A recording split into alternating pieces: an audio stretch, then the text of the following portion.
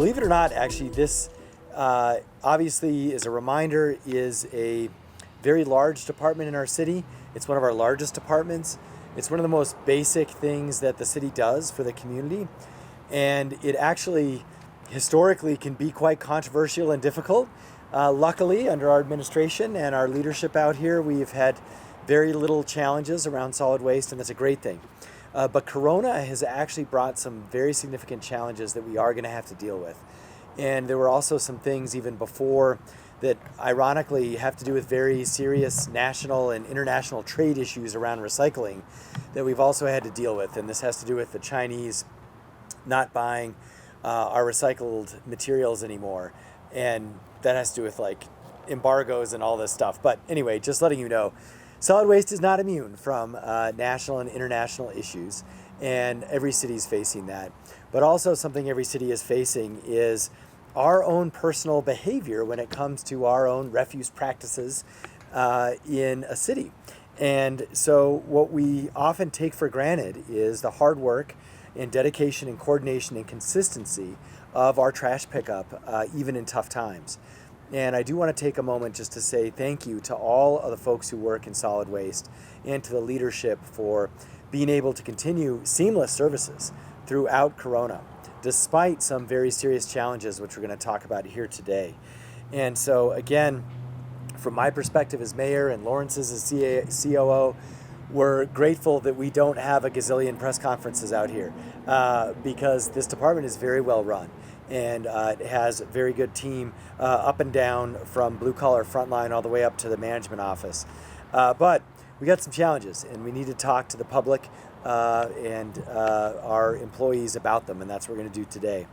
So against a nationwide backdrop of recycling costs rising because of lack of demand from China, also the demand for services going way up because of Corona, and it's pretty obvious, but look, commercial services are down, but residential services are way up.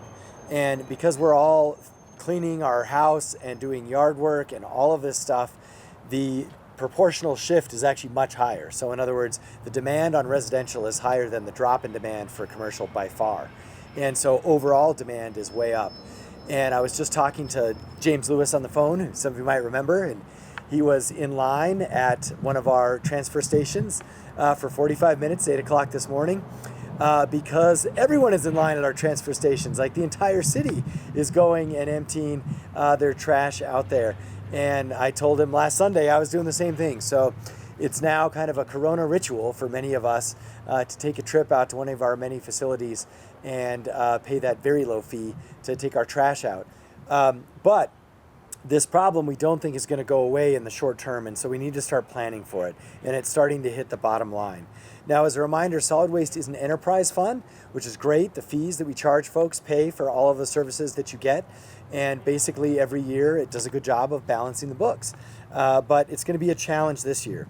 So recycling costs have gone from $350,000 that we'd have to sort of cover to now $3.5 million. And again, this was actually before Corona, but it has to do with basically the fact that China used the entire world's recycling, more or less. And they closed that door because of international politics with DC and Beijing.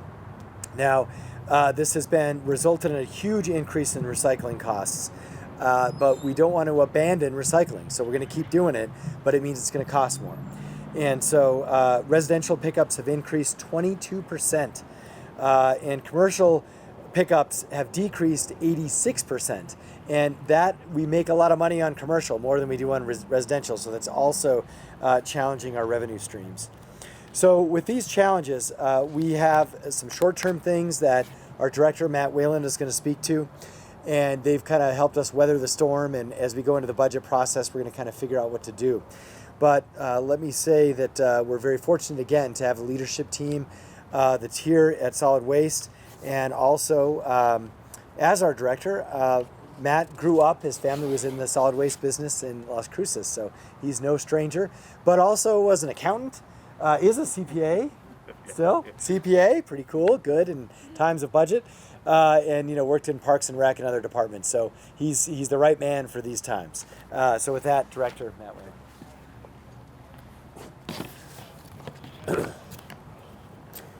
Thank you, Mayor, and thank everybody for being here. So just a few points that I'd like to emphasize on. But the first thing I'd like to do is I'd really like to thank all of the residents and all of our customers here in the City of Albuquerque. Thank you for all the thank you cards you've given to some of our drivers, some of the things you placed on your cans, just letting our drivers know how much they're appreciated. And I'd also like to thank our drivers. I'm extremely proud of the work that all of our solid waste employees have done over the last year and over the last 3 years, especially during these times. Wouldn't it be nice to just wake up one morning and just have all the refuse gone, right? That'd be a great thing, but that's not the world we live in. So that's why recycling is that much more important, and sustainability is that much more important, because the more things we can recycle and the more things that we can put back into use, it reduces the amount of refuse that we actually goes to our landfill, which is the key. So that being said, not only our solid waste department, but solid waste in general throughout the country and globally has been hit with two really hard worldwide issues. The first one beginning in 2018, which is what the mayor was speaking about, when China stopped taking in most of the world's recyclables, which caused a ripple effect. So those items were sent to other countries and they ended up getting filled up. So now the market is very small. So that was the first thing that happened in 2018. And then we've currently just been hit with COVID-19.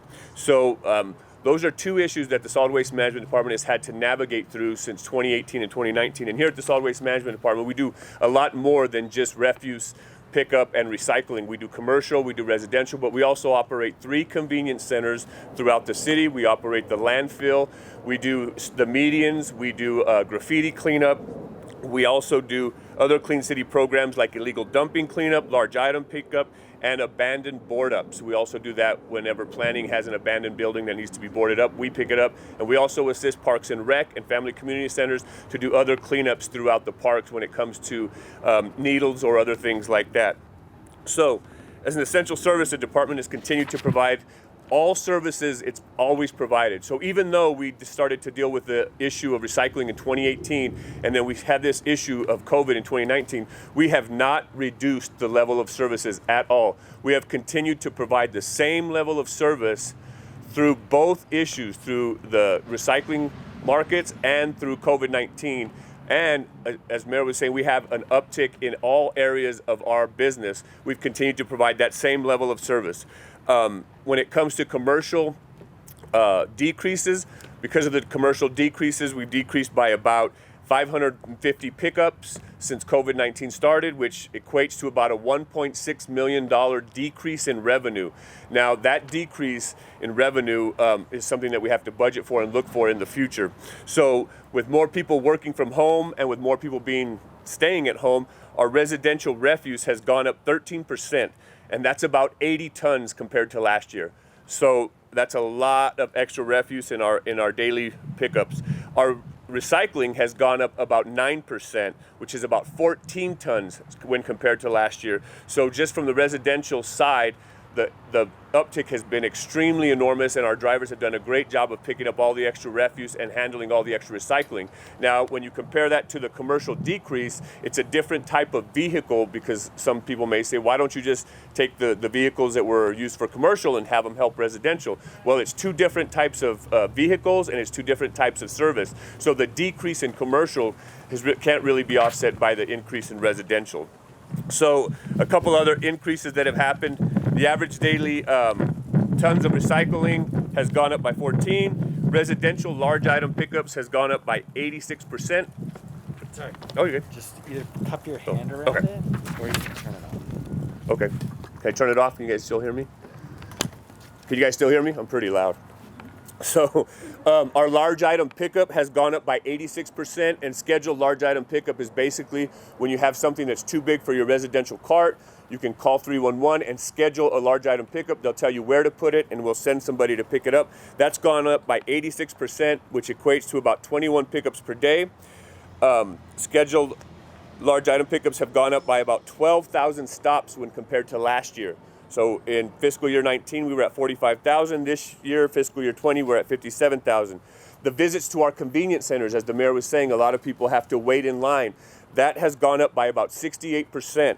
So it's about a little bit more than 800 per day. So our 3 convenience centers, since COVID started, have seen about a huge increase in people coming to drop off things that they probably were storing in their garages or at homes, and now they figured out, hey, we have time to clean it out, so we're cleaning it out and we're taking it to our convenience centers. And we'd encourage you to continue to take things to the convenience centers, because one of the things that is noticeably happening within the city during COVID is that we have more illegal dumping within city limits. Now, when we say illegal dumping within city limits, that's basically when somebody doesn't take something to a convenience center, they don't call for a large item pickup, but instead they just take it and put it out on the street. If that has gone up by about 1,800 sites since last year, so it's about 110% increase just because of that. So I'd encourage residents and customers that if you have something like that, don't just dump it out on the street, call 311 so that we can come get it. And it's gonna take a team effort for us not to continue to put those illegal dumpings out on the curb. So because of that, those are some of the issues we faced because of COVID, but some of the biggest recycling challenges we face, as the mayor said, is the cost of the increase in recycling. In 2017, we were spending about $300,000 on recycling, which was offset by revenues because there was revenue coming in and expenses going out, and the net effect was about $300,000 to the department. As of 2018, when the national soared and when China stopped taking all the materials, that went up to $860,000. And in 2019, it was 2.7 million, and currently in fiscal year 20, it's about 3.5 million. So the increase in processing costs is due to a decrease in the revenue that offset some of those costs in the past. So like I said, a lot of cities are facing these same challenges. Actually, all cities are facing these same challenges, but we are glad to say that we have not reduced the level of services, and we have no intention of reducing the level of services. We actually want to increase our recycling services because it's just that important, not only to the environment, but it's important to our future. So that being said, although we've been facing 2 major challenges, the Solid Waste Management Department is continuing to move forward regardless of what happened in 2018 with China and regardless of what's going on with COVID-19. So that being said, we are going to be continuing as we started to build our new maintenance facility here at Edith, as well as our new admin facility here. That project is continuing to move forward as we have pushed forward through. We've already received $45 million in bond proceeds back in July of 20th, so that we can start that process. We will be having a groundbreaking very soon here at this location for the maintenance facility, but we also are going to be building our west side facility out at the Sierra Colorado landfill. That facility will house some of our refuse vehicles. That way they won't have to travel back and forth all the way to the landfill in here. They will be housed at the landfill. They will pick up refuse on the west side, which will reduce the amount of emissions that we do on a daily basis. So we're continuing to move forward, we're continuing to be sustainable, and we're continuing to do things that will benefit the city of Albuquerque. So that being said, we have certain things that we've set money aside for. We have about $4 million in reserve for our debt service on our bond that we just received, so we can make those annual payments. And we also have another $6 million set aside for land or for the projects. So the last rate increase that we had when it comes to operations or cost of service was back in 2011. So it's been a long time since we've done that, but we've continued to just push forward, work through the budget cycle, move money within the department to cover a lot of these costs as they've continued to increase. So at that, we're going to continue to provide the same level of service that we always have been. And I want to encourage all of our customers and all of our residents to help us in a One Albuquerque effort to do it together. Don't just throw things out on the street. Make sure and call us to come get it. When you're recycling, make sure you're recycling right so we're not putting a lot of contaminants in the recycle bin. And please use our convenience centers. They're there for us and for the general public to help with all of the refuse that we have, especially during the time of COVID. I'd like to thank everybody, and I'd like to say we're going to continue to move forward and we're going to continue to be sustainable.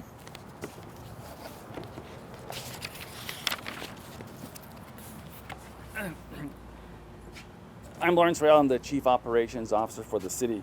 I want to just make a couple of points that I think are worth re-emphasizing to the community. Number one is that we know that the lines are long at our convenience centers, and we know that that's a challenge, and know that we are asking all the folks who go to these facilities to be patient with us. Part of the COVID practice, if we will, that we had to institute for this department in particular is how to ensure we keep folks separated, if you will, when they're in an enclosed facility, especially like the one at Eagle Rock, but we have to have social distancing, etc., from folks and our customers. So it takes a little longer to get through the lines, but we're doing it in a COVID-safe way or manner, and it also helps us to ensure that we're not letting folks just getting so frustrated that they're dumping and doing illegal dumping in various parts of the county. So that's an important piece, and we just ask our residents to please be patient. We'll get through those lines as quickly as we possibly can. The other piece is what I think Matthew just reiterated, and that was the whole idea is that if you see a recycling center like the one we have here, it is strictly for recyclables. It is not a facility where you can come in and drop a TV or a couch or a mattress, etc. We have a process for collecting large items. If they'll just call the department or call 311, we can certainly have a special pickup go out and pick up those items at the curbside. But it is important that we don't use these recycling centers as a makeshift, if you will, dump area. That really creates a problem for the neighborhoods. It creates a problem for our department. And quite frankly, it can create issues even for children, et cetera, playing along these areas, because we've tried to locate these recyclable centers in our community where it makes sense and where people live. And the last piece I would say is that Jill, who is our deputy director here at the Solid Waste Department, has done a tremendous job with our recycling program. And one of the issues she keeps reminding all of us, and want to remind our citizens, is this: look, the recyclables are only as good and the quality of those recyclables as the folks that are putting in the recyclables in the bins. So we need to continue to really be mindful about ensuring that the recyclables that go into the bins are recyclable products. And the bin is not an extra trash can, if you will, for everything else. What happens when you throw in different products into a recyclable bin is that by the time it gets to our recyclable center, all the contaminants that you work so hard to recycle get contaminated. And as a result, we are not able to process them for those markets that are still open. And so it really is about being recycling a little, if you will, in a cleaner manner, being focused on the fact that these recyclables can get recycled, but if you throw other things in the recyclable bin, it just contaminates those recyclables, and then as a result, the entire bin is disposed of in the landfill. So it's really about being vigilant about these sort of things and working with us. COVID has been a challenge for all of our city services, in particular with this department. And the last thing I would say is kudos to our management staff and to the employees. Think about this. All our employees used to come into one facility in the morning. It was their lounge, if you will, and then they would get on their vehicles and go out and do their routes. Imagine if we had not changed that process. One person coming in could have easily have closed our whole operation, especially if that person had been exposed. So thanks to the great management that we have here, we now, our drivers go directly to their vehicles. So that means that their vehicle is their new lounge, if you will, and they take off from there to go out and do the work in our community. So as a result of some good management, good practices, and great employees that we have here, we've been able to continue to pick up all our refuse throughout the city and without even with a seamless transition from when COVID began into what we are in today. So I think that that's really worth noting to our citizens, that this department does a tremendous work and helps keep our community clean, and we're very proud of that work as well.